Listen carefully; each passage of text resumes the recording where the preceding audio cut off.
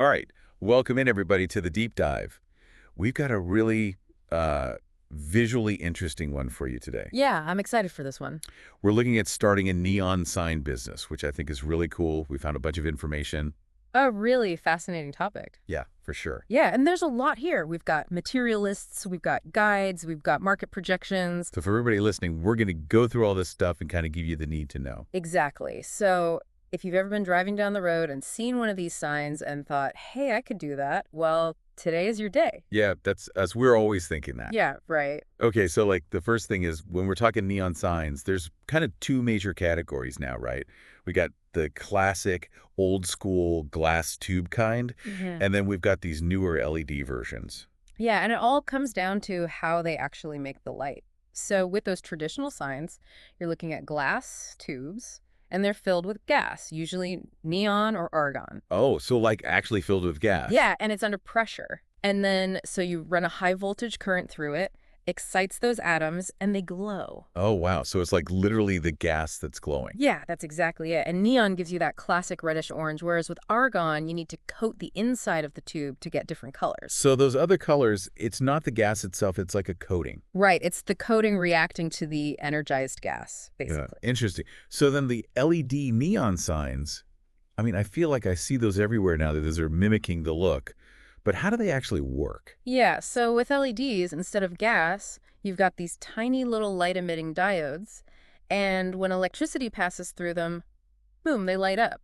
Yeah. And for signs, they usually put these LEDs on flexible strips, silicone, PVC, something like that. Yeah. And those are designed so when you light them up, they look just like the classic glass tubes. And it really does look very similar, unless you get right up close. Right. Why are those LED signs so popular these days? I mean, there are a few reasons for sure. First off, energy efficiency. LEDs use way less power than traditional neon, so your electric bill is going to be much lower. Yeah, that makes sense. Then, you don't have fragile glass, no high pressure gas, so they're generally more durable, they last longer, and they're safer. Okay, yeah. And then another big one is design. Because those LED strips are flexible, you can get way more intricate and detailed with your designs. Oh, that's a good point. Yeah, you can do some crazy stuff with those LEDs. Right, exactly. So yeah, lower costs, more durable, greater design freedom. It's a pretty compelling package. I'm sold. I'm ready to get started. What Mhm. do I need? What kind of equipment are we talking about here? First, for, let's say, traditional glass neon. Okay, so for traditional neon, you're going to need some specialized equipment right off the bat. Yep. You got to bend that glass. So a glass tubing bender, that's essential. And those can run you anywhere from like $2,000 to $5,000. Okay. Then to heat the glass, you need a ribbon burner, 500 to 1,500 bucks for that, usually. You got to get the air out of those tubes before you fill them with gas, so you're going to need a vacuum pump. Figure around 500 to 1,000 for that. So we're racking up the costs here pretty quickly. Yeah, and then you need a way to cut the glass. So a tube cutter, those are relatively inexpensive, maybe $50 to $200. Okay. Then you're going to need gas handling systems, right? A gas manifold, that's maybe 500 to 1,500. And a neon gas filling system, again, kind of in the same price range. So that's just to shape the glass and put the gas in it. Right. What else do we need? Well, then you need the parts to actually electrify the gas. Right. Yeah. So you need electrodes, those fit into the glass tubes and conduct the electricity. Those are usually $100 to $300. Then a transformer or a power supply to provide that high voltage. And how much are those? Each of those is probably $200 to $500. Oh. Then you got to think about the sign itself, right? Housing materials, mounting stuff, that might be another 100 to 300. And then insulation, coatings to protect the sign, maybe 50 to 200. All right. Right. And then a lot of people like to have a dedicated neon sign making table that can be another 200 to 500. That's starting to sound like a decent sized workshop we need here. Yeah, you need some space for sure. Okay. And what about once we've actually made all the pieces? What do we need to assemble it and actually install the sign? All right. For assembly, a soldering iron's a must. That's like 50 to 200 bucks. Okay. Assembly jigs, those can be handy to hold everything in place, maybe 100 to 300 for those. All right. Then, depending on where you're installing the sign, maybe a ladder, maybe scaffolding, 100 to 500 bucks for that. Yeah. And then you're going to need a drill and mounting hardware, figure 50 to 200 for that. Got it. And don't forget design software. Oh, right. You Yeah. got to design these things first. So like what, Adobe Illustrator or something? Yeah, something like that. That's usually a monthly subscription, maybe 20 to 50 bucks a month. Okay. And then are there dedicated neon sign design programs? Yeah, there are some specialized programs for laying out patterns and stuff. Those might be a one-time purchase of like 100 to 500 bucks. All right. So the design, we're not even talking about bending glass yet, and we're already spending a lot of money. Exactly. And then you got to factor in safety equipment too. Oh, yeah. With all that high voltage and the gas, that's got to be important. Absolutely. Protective eyewear is a must, maybe $20 to $50 for that. Go ahead. Gloves, $10 to $30. And a good ventilation system is crucial, especially when you're working with the gases. A decent one could be anywhere from $500 to $1,500. Okay. So getting started with traditional neon, definitely an investment. For sure. Now, what about LED neon signs? Is that a little bit easier, cheaper to get into? It can be, yeah. You don't need all that glass bending equipment and the gas stuff, so that's a big chunk of change you're saving right there. Okay. You'll still need to invest in the LED strips themselves, of course, and soldering kits and tools and some kind of backing, like acrylic to mount them on. Yeah. And you'll need the right power supplies for your LED strips. Okay. Design software is still important for LEDs, and even though it's lower voltage, safety's still key. Right. Of course. So yeah, potentially less of an initial investment, but still an investment for sure. Okay. So we kind of broke down the two main categories of signs there. Our sources mentioned a few different types of neon signs. Can you remind me what those were? Sure. So you've got your traditional neon signs. Those are the classic ones, that warm glow, kind of retro looking. Right. Then you've got LED neon signs. Those are more versatile, more energy efficient. Yeah. A really common one is open neon signs, for businesses. Oh, like the ones that say open. Exactly. Those can be either traditional or LED. Hmm. And then you have artistic neon signs. Those are more like decorative pieces, custom designs. Okay. And then bar and restaurant signs. Those are big. Those could be theme signs, logos, even menu items. Cool. So those are kind of the main categories. Yeah, that gives you a good overview. All right. So if someone is specifically interested in making LED neon signs, what's the process like? What are the steps? So making LED neon signs is pretty different from working with glass. You're mainly shaping and attaching those flexible LED strips onto a backing. Okay. And because the strips are flexible, you can get really creative with your designs. Yeah. Now, the main skills you'll need, basic electrical knowledge, understanding voltage and current, Okay. and you need some soldering skills to connect everything properly. Right. And then design skills, of course, you got to make those signs look good. Of course. Can't forget that part. Right. So let's say you're making a sign. First step, got to design it. Okay. Sketch it out, decide on the size, the font, if it's lettering, the overall look. All right. Then you gather your materials. LED neon flex, whatever color and length you need, a sheet of acrylic or something for the backing, adhesive to attach the strips, and a power supply that's compatible with your LEDs. Right. Then prepare the backing, cut it to size, clean it, Yeah. then lay out your design on the backing. You might use a template or something. Right. And then you bend and shape the LED strips to follow your design. Yeah. Once you're happy with it, you attach those strips to the backing with your adhesive. Okay. Then comes the tricky part, connecting the power supply. You got to pay attention to polarity, make sure the voltage and current ratings match up. Right. Don't want to start any fires. Exactly. Then test it, make sure everything's working right. And then you're good to go. Then you're good to go. You can mount it, finish it up, whatever you need to do. Sounds good. That does sound a lot easier than the glass stuff. It can be, for sure. All right. So let's say someone's really thinking about starting a neon sign business. What about the business plan? What goes into that? Oh, the business plan. That's your roadmap. Yeah. It's where you figure out everything. You got to do market research, figure out your competition, who your customers are. Right. You got to figure out how much to charge for your signs. Yeah. And you got to project your costs, figure out if you can actually make money doing this. Make sure it's all worth it. Exactly. It's a good idea to get some advice from a business advisor at this stage, too. Okay. So what are the absolute must-haves in this plan? All right. First, you got to define your goals. Okay. What are you trying to achieve? What's your mission? What do you want this business to be? Got it. Then identify your target market. Who are you selling to? What do they want? Yeah. Then how are you going to reach them? That's your marketing strategy. Okay. You got to include financial projections, startup costs, revenue, expenses, Right. set up a business bank account, keep everything separate. Yeah. Then the legal stuff, licenses, permits. Make sure you're operating legally. Risk management, what could go wrong? How are you going to handle it? Do you need insurance? Okay. And finally, the operational plan. How are you going to produce the signs, staffing, the day-to-day stuff? Makes sense. So we're not just running in blind. Exactly. You got to have a plan. All right, so let's say we have our plan, we have our equipment. What about the actual, art of making these signs? What should someone focus on? Practice, practice, practice. But it's not just about doing it over and over again. You Right. got to understand the materials, how they work. Yeah. With traditional neon, that means understanding how the glass bends when you heat it, how the different gases and coatings make different colors, how to work with those electrodes. Okay. For LEDs, it's understanding the LED strips, how to solder everything together really well, how to use the backing materials to make the signs look their best. Right. And starting with simpler projects, that's key. Yeah, work your way up. Exactly. Don't try to make the Sistine Chapel out of neon on your first try. All right, good advice. Now, you mentioned materials. Can we run through the main ones again, just so everyone's clear on what we're talking about? Of course. So for traditional neon, you've got your glass tubing, the neon and argon gas, the electrodes, Okay. usually some kind of backing like acrylic or metal, and you'll need transformers for the high voltage. Right.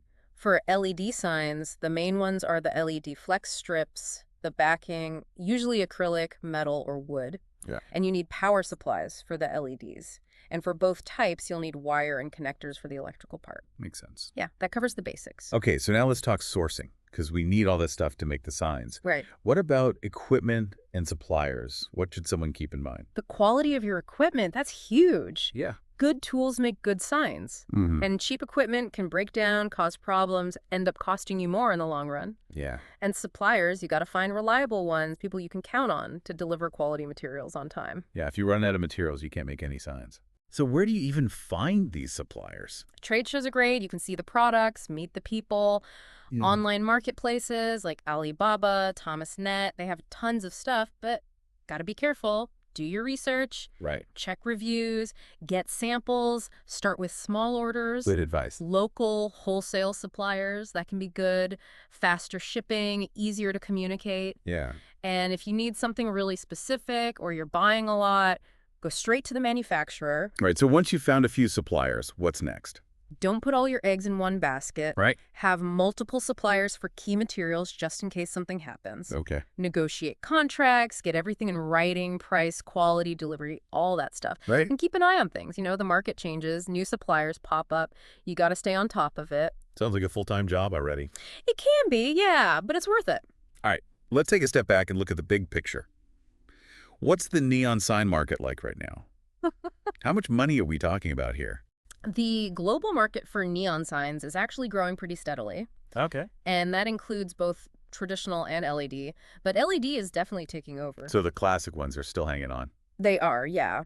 The traditional market was about $2 billion in 2023, and it's projected to hit like $3.1 billion by 2032. Okay. So that's like 5% growth every year. That's not bad. Not bad at all. And part of that is people liking that retro look. Yeah. And online businesses, they need eye-catching signs too. Right. Makes sense. Now, LED neon, that market was about $1.26 billion in 2022, and it's projected to grow even faster, Oh, wow. How much faster? like over 6.5% per year. Okay, so LED is definitely the future. Yeah, seems like it. And a lot of that is because people are looking for energy-efficient options. Right. Got to save the planet. Exactly. So where are all these neon signs going? Who's using them? Oh, all sorts of places. Advertising, obviously, that's a big one. Businesses, store signs, restaurants, bars, traffic signs, construction signs, even just decorative stuff for homes and businesses. So pretty much everywhere. Yeah, pretty much. And the trend is definitely towards LED. People like the customization, the durability, the energy savings. Yeah. So you're seeing LEDs in architectural lighting, retail, interior design, all sorts of stuff. So geographically, where are the big markets? North America is still big, lots of cities, lots of advertising. Right. But Asia Pacific is really the leader, especially for LED neon. Okay. They had over 30% of the global market share in 2022. Lots of urbanization, infrastructure development, and entertainment industries in those countries. Yeah, makes sense. China, Japan, South Korea, they're the big players there. So who are the big companies in this whole neon sign world? For traditional neon, you've got companies like EGL, IDC Signs, Jesco, Neo Neon. Yeah. They're doing mergers, acquisitions, coming out with new products, trying to stay ahead. Right. And for LED neon, Signify, GE Lighting, Elemental LED, those are some big ones. They're focusing on partnerships, new technology, expanding their offerings. Sounds like a competitive market. It is, but there's definitely room for new players. Okay, so for anyone listening who's thinking about getting into this, what are the challenges? What are the opportunities? The challenges, well, the startup costs can be high, especially for traditional neon. Right. And there's a lot of competition, not just from other neon sign businesses, but from other lighting and display options too. Yeah, makes sense. But the opportunities, LED technology is constantly improving. Yeah. People have more money to spend, and cities are growing, so there's more demand for signs and lighting. So it's like a balancing act. It is, yeah. Got to weigh the risks and the rewards. Okay, so let's get into the less fun stuff, the legal side of things. Yeah. What kind of licenses and regulations are we talking about here? That's going to depend on where you are. Right. Every city, county, state is different, so you got to do your research. Yeah. But there are some general things you'll probably need. Okay. Register your business name, get a business license, All right. get an EIN from the IRS for taxes. Even if you're just one person? Even if you're just one person, yeah. Okay. If you have a workshop or a storefront, you got to make sure it's zoned right, that your business is allowed there. Right. If you're using chemicals or making waste, you might need environmental permits. Okay. If you're installing signs, you might need contractor licenses. All right. And if you're selling stuff, you need a seller's permit to collect sales tax. Got it. And depending on your operation, you might have to comply with health and safety regulations too. So a lot to think about. Yeah, and that's not even everything, so definitely do your research. Okay, where should people go to find all this information? Your local city and county government websites are a good place to start. Okay. Look for the business licensing department, zoning and planning, environmental protection, building department, stuff like that. Right. And don't be afraid to call them up and ask questions. Good advice. So now we've got our business set up. We're legal. How do we get customers? How do we market ourselves? Marketing is key. Yeah. You got to show people what you can do. Social media is huge. Instagram, Pinterest, even TikTok.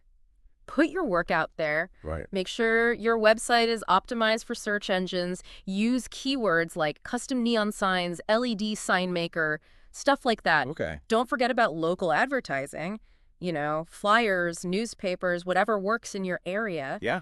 And build a portfolio. Show off your best work. Right. Got to have a portfolio. Exactly. And think about your website. It's your online storefront. Make it look good, easy to use. Right. Engage with people on social media, answer questions, show new projects. Okay. Maybe partner with other businesses like interior designers, event planners.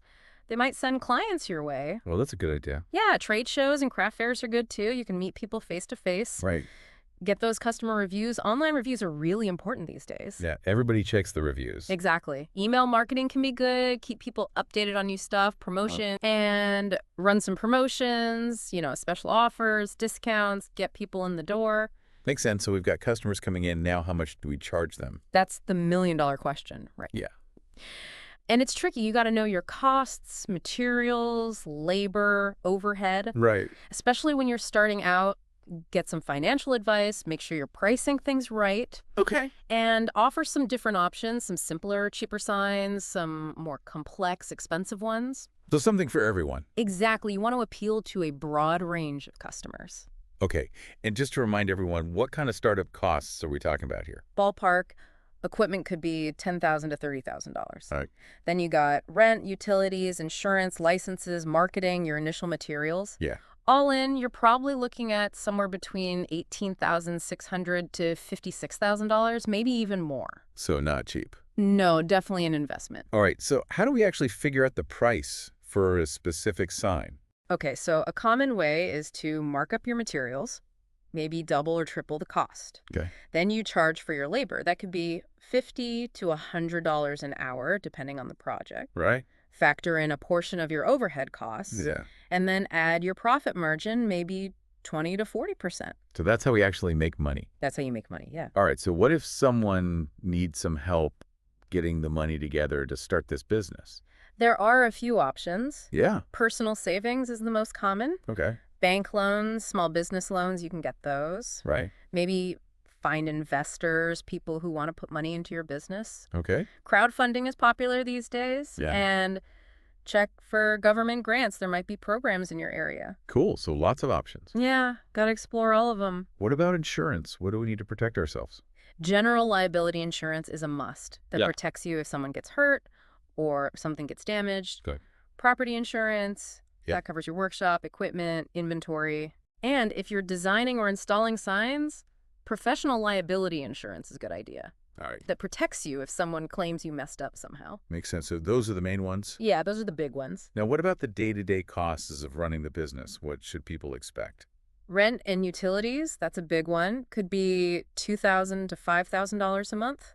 Okay. Materials and supplies, that's ongoing, maybe $1,000 to $3,000 a month. Right. If you have employees, salaries are going to be a major expense. Right. Marketing, maybe $500 to $2,000 a month. Okay. And always have some extra money set aside for unexpected stuff, maybe $1,000 to $2,000 a month for that. So basically, don't expect to get rich overnight. Yeah, it takes time to build a successful business. All right. So we're up and running. We're making money. How do we make sure this business lasts? One word: diversification. Diversification. Okay. Don't just do one thing. Offer a variety of products and services. So what does that look like in the neon sign world? On the product side, different types of signs, smaller ones, pre-made ones, not just the big custom ones. Okay. New technology, like RGB LEDs, those can do color changing effects. That's cool. Yeah. Maybe themed collections of signs, even merchandise, like prints, t-shirts, stuff like that. All right. So branching out. Exactly. On the service side, offer design services, installation, maintenance, repairs, Okay. maybe consulting for bigger projects, or even workshops, DIY kits. Teach people how to make their own signs. Cool. So lots of ways to grow. Yeah, and that helps you weather any storms. If one part of the market slows down, you have other things to fall back on. Makes sense. Now we're all about being eco-friendly these days. How does Yeah. that fit into the neon sign business? It's important, for sure. And one of the biggest things you can do is use LEDs. They're way more energy efficient than traditional neon. Right. Plus, no harmful gases. Oh, Use recyclable materials whenever you can. yeah. Run your workshop in a sustainable way. Reduce waste, save energy. Makes Maybe offer a recycling program for old signs, especially the traditional ones with mercury. Good. And educate your customers about proper disposal. Right. Stay up to date on environmental regulations, and let people know about your eco-friendly practices. So walk the walk and talk the talk. Exactly. All right. Last but not least, what about keeping our customers happy? That's crucial. Yeah. Happy customers come back, they tell their friends. Right. So first of all, make quality signs. That's the foundation. Right. Communicate with your customers. Keep them updated. Right. Offer a warranty. That builds trust. Yeah. Be responsive. Answer questions quickly. Be helpful. Okay. And offer good aftercare, help with installation, maintenance, repairs. That goes a long way. So basically treat your customers right. Exactly. That's how you build a successful business. All right. So this has been a really in-depth look at starting a neon sign business. It has, yeah. It's cool. It's like art and business all mixed together. It is. It's a really unique field. Yeah. Yeah. And for everyone listening, hopefully you got a lot out of this. Yeah, we went through a ton of information. We did. If this is something you're thinking about, go for it. There's definitely potential there. Yeah. So think about what kind of signs you want to make, what your style is. Yeah, what makes you unique? Exactly. And keep up with the new technology. Who knows what's going to be possible in a few years. That's the exciting part. It's always changing. All right. Thanks for joining us on the Deep Dive. Thanks, everyone. We'll catch you next time.